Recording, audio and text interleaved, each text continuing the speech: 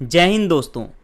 मेरा नाम है Mohit Gupta and I am a chartered accountant and certified research analyst. आज है सोमवार 24 मई 2021 और स्वागत है आपका पोस्ट मार्केट एनालिसिस सीरीज़ के इस लेटेस्ट एपिसोड में, जहां हम इक्विटी एंड डेरिवेटिव डेटा को एनालाइज करेंगे और आने वाले दिनों की रेंज एंड मार्केट पोजीशन को असेस करेंगे।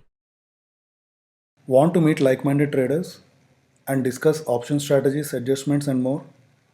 Just type in Discuss Nifty in your Telegram search box and join the friendly trader community.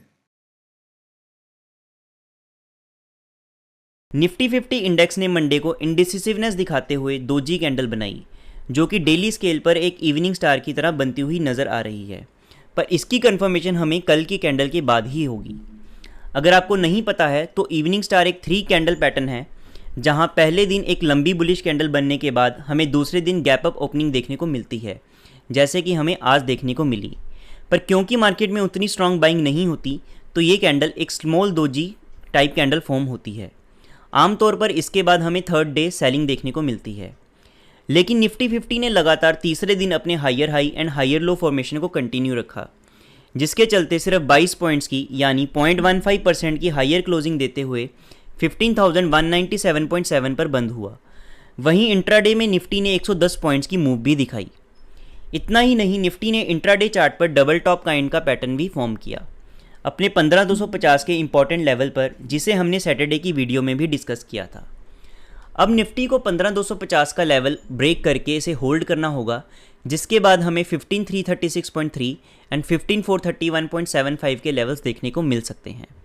और वहीं निफ्टी अगर 15,431.75 का हाई ब्रेक करता है तो निफ्टी के लिए एक नई डायमेंशन ओपन हो जाएगी। वहीं पे अगर जैसे कि हमने इवनिंग स्टार की बात करी, कल हमें गैप डाउन ओपनिंग के साथ बियरिश कैंडल देखने को मिलती है, तो 15,050 का लेवल हमारे लिए एक इम्पॉर्टेंट सपोर्ट का काम कर सकता है। वहीं हमारे लास्ट ट्रेडिंग सेशन का लो यानी कि 4985.85 एक इम्पॉर्टेंट सपोर्ट का काम कर सकता है। अगर इन लेवल्स को निफ्टी सस्टेन नहीं कर पाता तो दोबारा हमें 4900 एंड 14750 के लेवल देखने को मिल सकते हैं। सिमिलर एनालिसिस हमें बैंक निफ्टी को देखने को मिला, जहां पे हमें अप ट्रेंड के बाद एक स्ट्रॉन्ग बुलिश कैंडल के बाद आज दोजी कैंडल फॉर्म होती हुई दिखी। इसमें भी इवनिंग स्टार फॉर्मेशन की आशंका है। वहीं बैंक निफ्टी अगर 35,216 को ब्रेक करके होल्ड करता है, तो आज के हाई को ब्रेक करके होल्ड करता है, तो नेक्स्ट लेवल हमारे पास 36,497.35, 37,232.2 एंड 37,708.75 के लेवल्स रहेंगे, जो कि हमने लास्ट वीडियो में भी डिस्कस किए थे। वहीं बैंक निफ्टी अगर अपनी इवनिंग स्टार फॉर्मेशन को कंप्लीट करता है और डाउन ट्रेंड में जाता है, तो इसके लास्ट ट्रेडिंग सेशन का लो यानी कि 33,559.75 का एक अच्छा सपोर्ट हमें देखने को मिल सकता है। अदरवाइज 33,000 एंड 32,115 के हमें लेवल्स नेक्स्ट देखने को मिल सकते हैं। डेटा एनालिसिस की बात करें तो Nifty metal and Nifty FMCG लाल में क्लोज हुए। उसके अलावा सभी सेक्टर हमें ग्रीन क्लोजिंग देते हुए दिखे, जहां पे निफ्टी बैंक ने सबसे ज़्यादा गेन दिखाया। वहीं ब्रॉड मार्केट इंडिसेस की बात करें तो निफ्टी नेक्स्ट 50 ने सभी इंडिसेस को आउट परफॉर्म किया 266.35 की बढ़त के साथ क्लोज होते हुए। टॉप गेनर्स की बात करें तो पीएनबी का शेयर निफ्टी नेक्स्ट 50 में टॉप गेनर्स में रहा। Adani green and Adani transmission भी उन शेयर्स में रहे जो कि 5% से ज़्यादा की बढ़त के साथ क्लोज हुए। वहीं निफ्टी 50 में आईओसी टॉप गेनर्स में रहा। टॉप लूजर्स की बात करें तो निफ्टी नेक्स्ट 50 में मदरसुमी, पीईएल एंड आईसीआईसीआई जीआईसी 1.5% से ज़्यादा गिरने वाले शेयर्स में रहे। Most active securities by volume की बात करें तो येस बैंक वो शेयर था जिसके अंदर आज सबसे ज़्यादा वॉल्यूम में ट्रेडिंग हुई। वहीं एसबीआई के अंदर सबसे ज़्यादा वैल्यू के अंदर ट्रेडिंग रही। क्योंकि येस बैंक की शेयर की वैल्यू बहुत कम है, तो इसका शेयर मोस्ट एक्टिव वॉल्यूम के अंदर देखने को हमें मिला। इंडिविजुअल स्टॉक्स की बात करें तो वो शेयर जहाँ पे हमें अच्छा प्राइस एक्शन देखने को मिला और 15% से ज़्यादा की बढ़त के साथ शेयर्स क्लोज हुए, उनके अंदर नाम थे JOCI limited, Astec life sciences, Trigyn technology limited, HT media limited, dynamic products limited. वहीं 180 स्टॉक्स ने आज अपने 52 वीक्स को फ्रेश हाई को भी टच किया, जिसके अंदर कुछ नाम Apollo Sindoori hotels limited, Astec life sciences, Amrutanjan health care limited जैसे नाम शामिल थे। वहीं 11 स्टॉक्स के अंदर हमें 52 वीक लो देखने को भी मिला, जिसके अंदर अंटार्कटिका लिमिटेड, मोक्ष ऑर्नामेंट्स, कीर्ति नॉलेज जैसे नाम थे। लेकिन देखने वाली बात यहाँ है कि 50% की शेयर की गिरावट, 100% शेयर की गिरावट भी हमें 2 शेयर्स के अंदर देखने को मिली। लेकिन ये एक फॉल्स गिरावट है। आपको इसको देख के डर नहीं जाना, या फिर अगर ये कल टॉप गेनर्स में दिखें 50% की बढ़त के साथ, तो इनके अंदर बाइंग नहीं स्टार्ट कर लेनी, क्योंकि इसकी जो लास्ट ट्रेडेड प्राइस है वो बहुत ही कम है। इसकी जो शेयर की प्राइस है वो पैसों के अंदर है, 15 पैसे, 10 पैसे। तो जो एक टिक है हमारा NSE पे वही 5 पैसे का होता है। तो ये शेयर 10 पैसे से या तो 5 पैसे पे जाएगा या 15 पैसे पे। तो 10 पैसे से ये 5 पैसे पे गया तो इसके अंदर हमें 50% की गिरावट देखने को मिली। वैसे ही कल अगर ये शेयर 5 पैसे से 10 पैसे पे जाता है तो हमें 100% इंक्रीज़ देखने को भी मिल सकता है। तो सिर्फ 50% चेंज या 100% चेंज देख के आपको इसके अंदर बाइंग या सेलिंग नहीं करनी चाहिए। वहीं F&O स्टॉक्स ये जिसके अंदर 50% से ज़्यादा डिलीवरी की परसेंटेज हमें देखने को मिली, वो स्टॉक्स थे Britannia, PI industries, SBI life, Hindustan Unilever, Infosys, Kotak bank, Dabur, Alkem, ITC, Indus towers, Bharat electronics, TCS, United breweries, HCL, Wipro, Tata consumer products, IGL, Nippon life India asset management, HDFC asset management and HDFC। 50% से ज़्यादा delivery percentage हमें ये show करता है कि investor इसके अंदर buying interest दिखा रहे हैं और इसके अंदर अपनी डिलीवरी की पोजीशंस वो इंक्रीज़ कर रहे हैं। मार्केट ब्रेथ की बात करें तो एडवांसेस टू डिक्लाइन रेशो हमारे पास 3:2 की रेशो में रही, यानी कि मार्केट ब्रेथ गेनर्स के फेवर में थी। जहां हमें 298 शेयर्स के अंदर एडवांसेस देखने को मिले, वहीं 198 शेयर्स के अंदर हमें गिरावट देखने को मिली। वहीं 5 शेयर्स ऐसे भी थे जो ना तो गिरे और ना ही बढ़े। टॉप गेनर्स की बात करें तो HEG limited, Birla soft and JTech India limited 10% से ज़्यादा बढ़ने वाले शेयर्स में रहे। वहीं टॉप लूजर्स की बात करें तो Gujarat Ambuja exports, Poly Medicure and HFCL limited वो ऐसे 3 शेयर्स थे जो कि 5% से ज़्यादा की गिरावट दर्ज की। कैश मार्केट की बात करें तो DIIs ने आज नेट सेलिंग की है 707 करोड़ से भी ज़्यादा की। वहीं FIIs ने आज 585 करोड़ से ज़्यादा की बाइंग की है। तो मार्केट में आज कैश मार्केट में नेट DIIs एंड FIIs की टोटल नेट 122 करोड़ से ज़्यादा की हमें सेलिंग देखने को मिली। वहीं अगर मंथ टू डेट की बात करें तो DIIs नेट बायर्स रहे, 1502 करोड़ की बाइंग से भी ज़्यादा की। वहीं FIIs ने 9881 करोड़ से ज़्यादा की सेलिंग की है। 3 स्टॉक्स के अंदर हमें आज लॉन्ग बिल्डअप देखने को मिला। लॉन्ग बिल्डअप का मतलब है जहां पे प्राइस भी इंक्रीज़ होता है और साथ ही साथ ओपन इंटरेस्ट भी इंक्रीज़ होता है। यह हमें बताता है कि ट्रेडर्स या फिर इन्वेस्टर्स प्राइस के बढ़ने के साथ साथ अपना कॉन्फिडेंस शो कर रहे हैं और मार्केट के अंदर अपनी लॉन्ग पोजीशंस को इंक्रीज़ कर रहे हैं, उसके अंदर अपना इंटरेस्ट इंक्रीज़ कर रहे हैं। तो वो 3 स्टॉक्स थे, Mindtree, Cummins and page industries limited. वहीं एक स्टॉक्स के अंदर हमें शॉर्ट बिल्डअप देखने को मिला। शॉर्ट बिल्डअप का मतलब है कि प्राइस भी गिर रही है और ओपन इंटरेस्ट बढ़ रहा है। इसका मतलब है जो सेलर्स हैं वो प्राइस गिरती हुई प्राइस को देख के अपना इंटरेस्ट बढ़ा रहे हैं, वो बेट कर रहे हैं कि ये वाला शेयर अभी और नीचे गिर सकता है, जिससे कि वो अपनी पोजीशंस को इंक्रीज़ कर रहे हैं और उसकी प्रेशर की वजह से प्राइस और नीचे गिर रही है। तो प्राइस गिर रही है और ओपन इंटरेस्ट इंक्रीज़ हो रहा है। वहीं 70 स्टॉक्स के अंदर हमें लॉन्ग अनवाइंडिंग देखने को मिली। लॉन्ग अनवाइंडिंग का मतलब है कि प्राइस गिरती है एंड ओपन इंटरेस्ट भी गिरता है।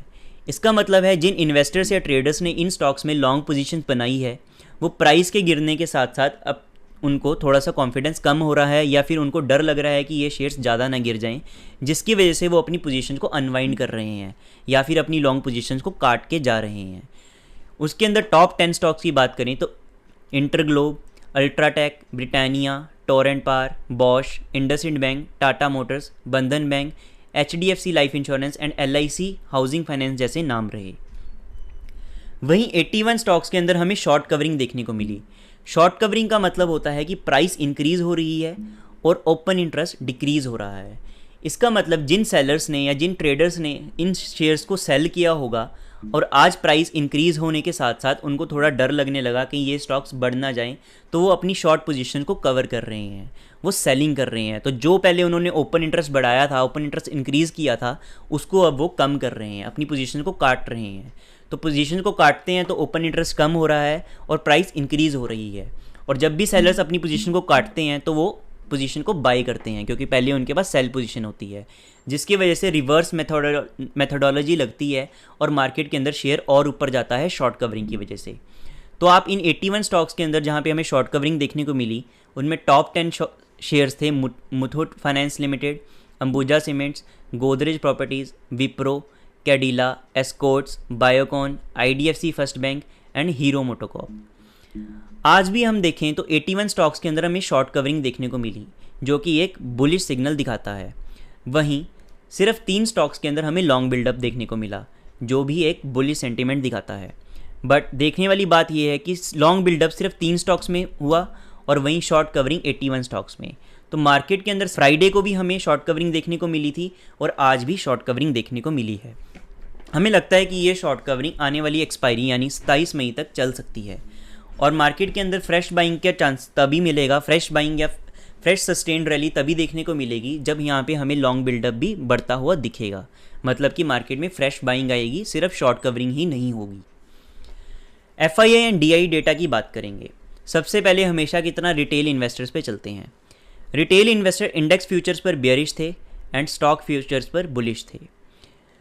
इसे आप कैसे पता लगा सकते हैं कि इंडेक्स फ्यूचर पर रिटेल इन्वेस्टर बेयरिश थे या फिर बुलिश? आप देख सकते हैं कि 21 मई को इंडेक्स फ्यूचर्स के अंदर इनकी पॉजिटिव पोजीशंस थी। पॉजिटिव पोजीशंस मतलब कि इनकी बाइंग थी 17,779 की, वहीं आज 17,218 की पोजीशंस रह गई। मतलब कि इन्होंने अपनी जो लॉन्ग पोजीशंस थी उनको कम किया, यानी कि आज इनका व्यू पॉइंट इंडेक्स फ्यूचर्स पर स्लाइटली बेयरिश था। वहीं स्टॉक फ्यूचर्स की बात करें तो 8,34,000 से पोजीशंस इंक्रीज़ कर 8,51,000 कर दी गई, जिससे कि 16,000 ऑलमोस्ट 17,000 की पोजीशंस यहाँ पे इंक्रीज़ हुई स्टॉक फ्यूचर्स में, जो कि हमें दिखाता है कि वो स्टॉक फ्यूचर्स पे बुलिश थे। इंडेक्स ऑप्शंस की बात करें तो कॉल और पुट दोनों में हाईली बुलिश थे। इंडेक्स कॉल ऑप्शंस पे या फिर इंडेक्स पुट ऑप्शंस पे वो बुलिश थे या बेरिश थे, इसका आइडिया कैसे लग सकता है वो आप यहाँ पे लगा सकते हैं कि 21 मई को उन्होंने 1 लाख कॉन्ट्रैक्ट कॉल ऑप्शन के सेल किए थे। कॉल ऑप्शन के कॉन्ट्रैक्ट सेल करने का मतलब होता है कि उनको प्रॉफिट तब होगा जब मार्केट नीचे गिरेगी, लेकिन आज उन्होंने अपने जो शॉर्ट्स थे उनको कवर कर लिया 78,000 से, मतलब उनका यहाँ पे व्यू बुलिश हो गया। तो यहाँ पे हमने बोला कि इंडेक्स कॉल ऑप्शन पे रिटेलर्स का व्यू बुलिश है। वहीं इंडेक्स पुट ऑप्शन में उनकी पहली पोजीशन 1,35,000 थी और अब उनकी पोजीशन बढ़ा के 1,41,000 कर दी गई। मतलब कि इंडेक्स पुट ऑप्शन में उन्होंने टोटल 6,000 कॉन्ट्रैक्ट्स को और शॉर्ट किया।